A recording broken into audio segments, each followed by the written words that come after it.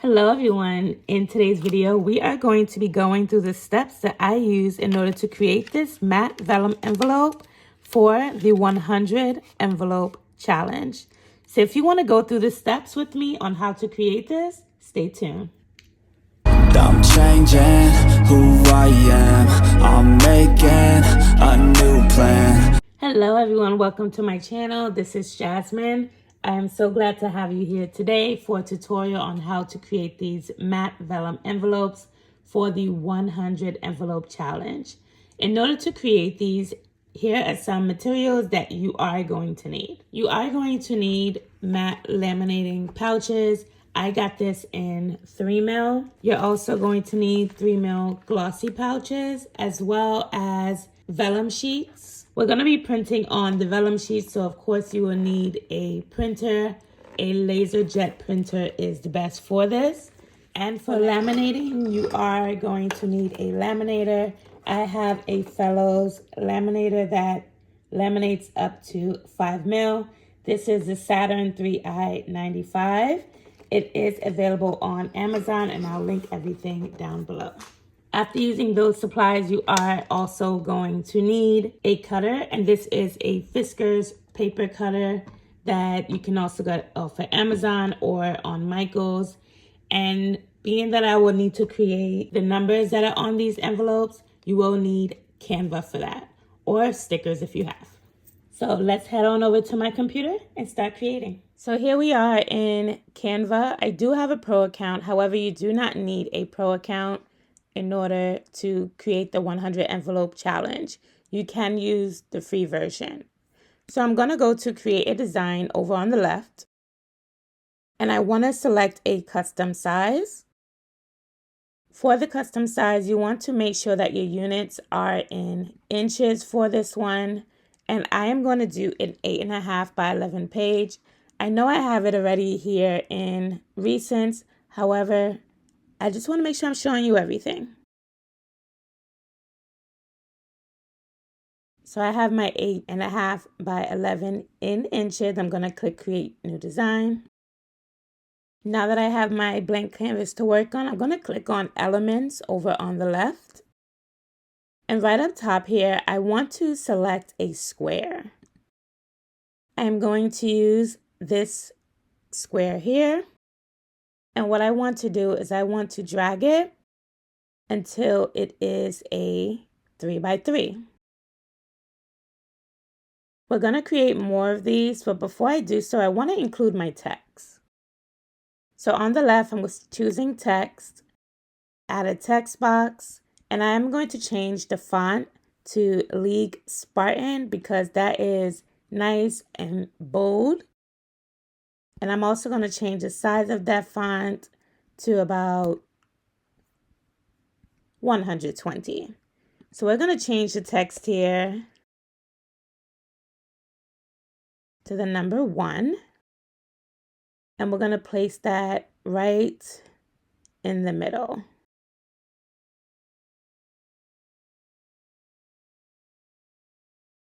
So we have that one place towards the middle of the box. Now what I'm going to do is I'm just going to group this entire thing. And I'm going to create 6 more of it. Now that I have 6 in total, I know I said 6 more, but I created 5 more. I want to go ahead and just change the numbers.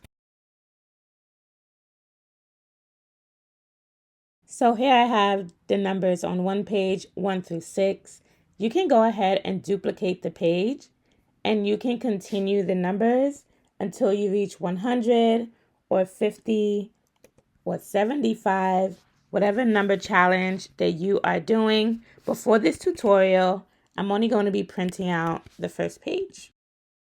Once you are completed entering in all of your numbers, you're going to go to the share button on the upper right hand corner, and we are going to press download. Then we're going to select file type. We want to make sure that we're doing PDF print, best for printing. And then we are going to click download. You can't see it, but on the top of my screen, I do have the file. I just went ahead and clicked on it, and now I'm going to print this on Vellum. So here I have my numbers printed on Vellum. One thing I didn't do for this set of numbers was I didn't lower the transparency of the square, where I would typically lower it down to about 20, just so I could have really light gray lines. But it doesn't matter if you keep the lines or not. Either way, I use the lines to help guide my cutting. Another recommendation that you are going to want to make sure that you allow your vellum to dry just for about a minute, and just so that the ink doesn't smudge. But here I have my Fiskars cutter, and I'm just trying to get it in frame. And I'm going to slice around the boxes. So there's no precise measurement here. All I'm doing is using the lines that are there for me to know exactly where to cut. Make sure you have a wastebasket next to you, because you are definitely going to have a lot of trash with making these. So I'm going all around the edges here.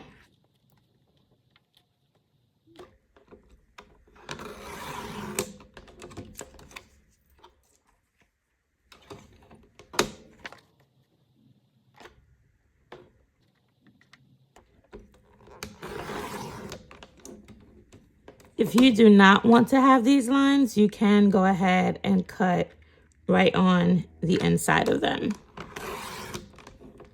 So I'm just gonna go in and slice just the inside so I can get my numbers apart now. So now that all my pieces are cut out, I'm going to be taking this glossy 3mm laminating sheet, and I'm going to cut off this top edge that is here. Just making sure you guys can see that top edge, so that way I can have two separate pieces.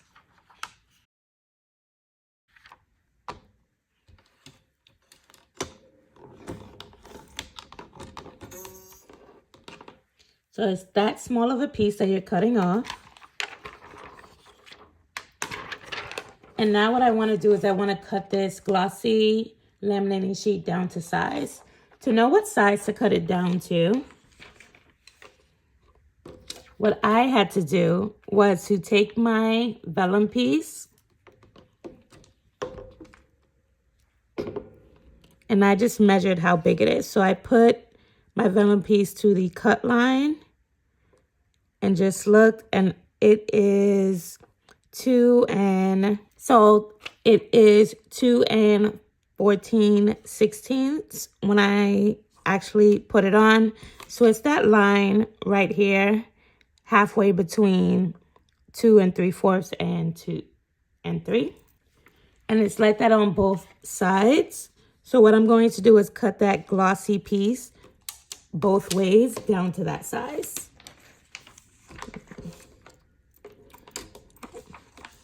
So the glossy piece is in. I'm right at that line.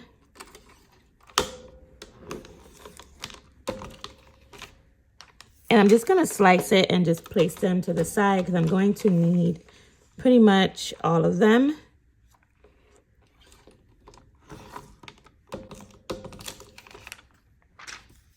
And you're gonna end up with one strip that is way too small, so this is going to be trash. Unless you can figure out what else you're gonna do with it. So now I'm gonna take it the other way, and I'm going to cut to the same measurement as well. I should be able to get about 3 of those pieces out of each strip.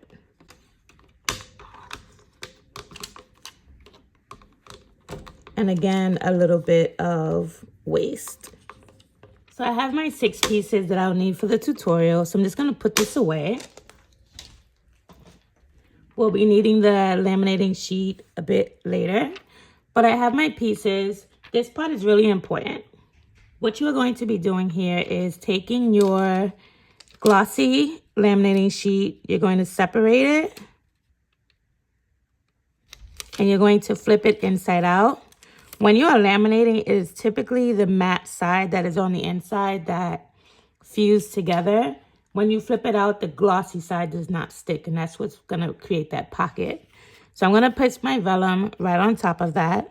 I like to line it up from the bottom and just stack it together. I at least try to make sure the bottom is well lined up. I'm not doing this really well right now. But I try to make sure the bottom is lined up and no glossy is coming out, because then it's going to be a little funny with cutting around the edges, because you really want those edges to stick. So I'm going to repeat that same process of flipping it inside out, keeping it together, and placing my vellum on top. And then I'll show you what to do to get ready for laminating. Now that I have all of my glossy laminating sheets lined up together with the vellum, it is time to place them inside of the matte laminating sheet. So this is a 3mm matte laminating sheet. I tried to laminate with a 5mm, and I didn't really like the vibrancy of the black through the 5mm. You can use a 5mm to make it more sturdy, but this is not being manipulated that much where I feel like I need to go sturdier with the mil. So 3mm should be just fine. I'm going to take my stacked pieces and put them together. This is a good example as to why I line it up from the bottom. I wouldn't want this overhang to be on the top.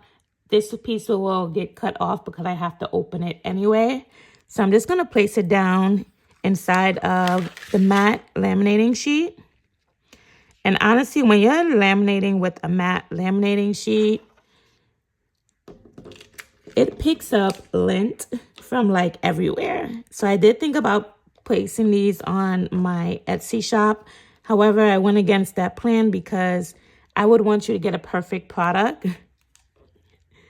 And these are not really going to come out perfect. But I possibly may list a few from time to time. Just keep looking out on my Etsy shop. I might even have a giveaway for the 100 envelope challenge. Just when I'm able to make it, because this is a lot of work. All right, now I have all of my pieces inside of my matte laminating sheet. It is time to laminate. So I have here my laminator, which is set to 5mm. Even though this is a 3mm sheet, I just feel like the hotter it is, the better it will come out. I'm going to put my matte laminating sheet inside. Make sure you put it in straight. It will get wrinkled if you place it in crooked.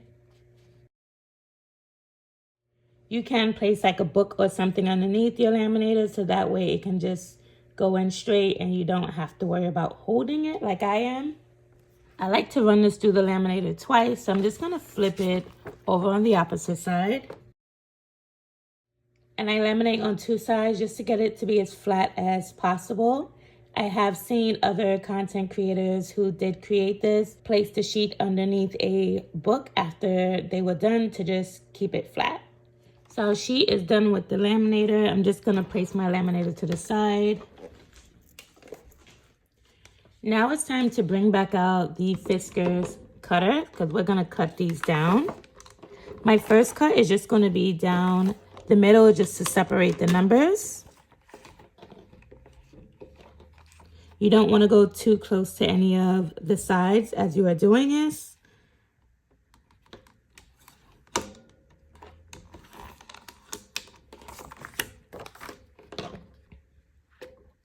And now we're going to get a little bit more precise with the cuts. So on the bottom of each of the numbers, I want to leave a 1/4 inch of a space.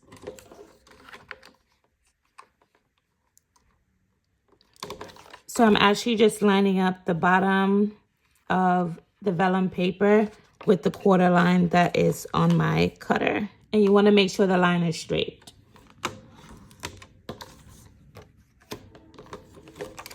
All right, all of my numbers officially have an edge, a bottom edge that is a 1/4 inch.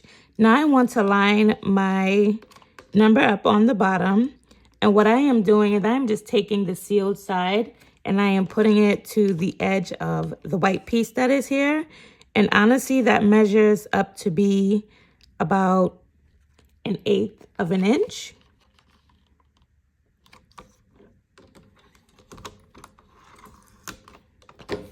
So we have 1/8 on one side.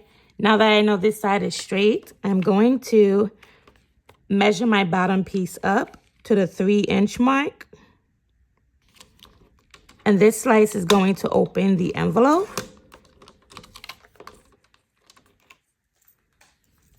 And turning it around, the last slice is also going to be 1/8.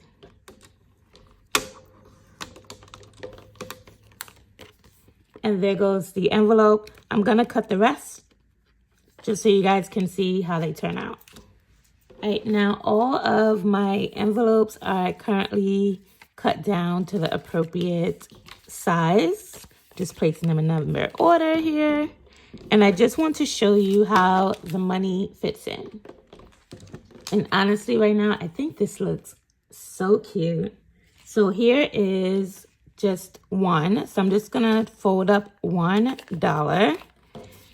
And I'm gonna open my envelope and place the dollar inside.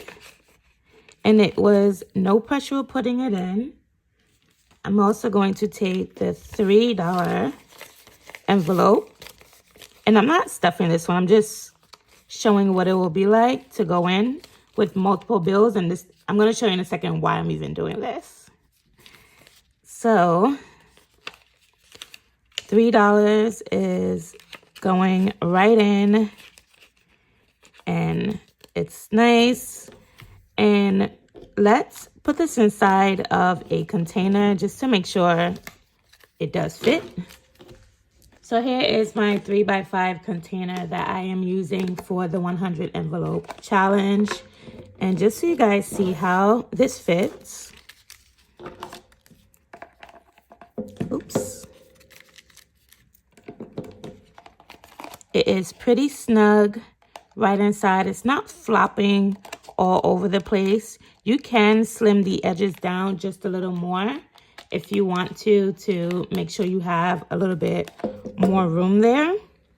Now for the mistake that I've made that I don't want you to make. When I first made the 100 envelope challenge, one of the things I did was I lined up my vellum paper to exactly fit with the dollar, not thinking that it will be really tight once I laminate it, and also once I need to put more than just one single bill inside of it. So I'm gonna show you where I knew this really wasn't gonna work, and I just did the whole challenge, well, creating the envelopes all over again.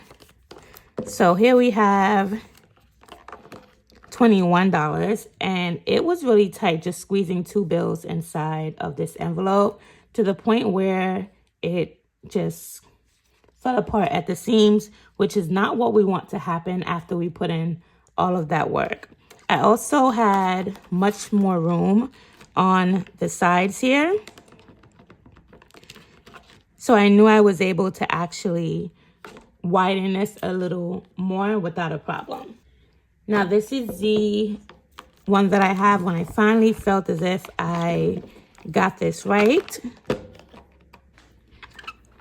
These are what my 100 envelope challenge looks like. And this is turning the transparency down to a 20. But I'm not gonna lie, I kind of like this black outline that is here. So you can keep the outline, or you can lower the transparency if you don't really want to see the outline. So if this was helpful to you, go ahead and give this video a thumbs up. And I'll see you in the next video where I will be explaining in detail the 100 envelope challenge.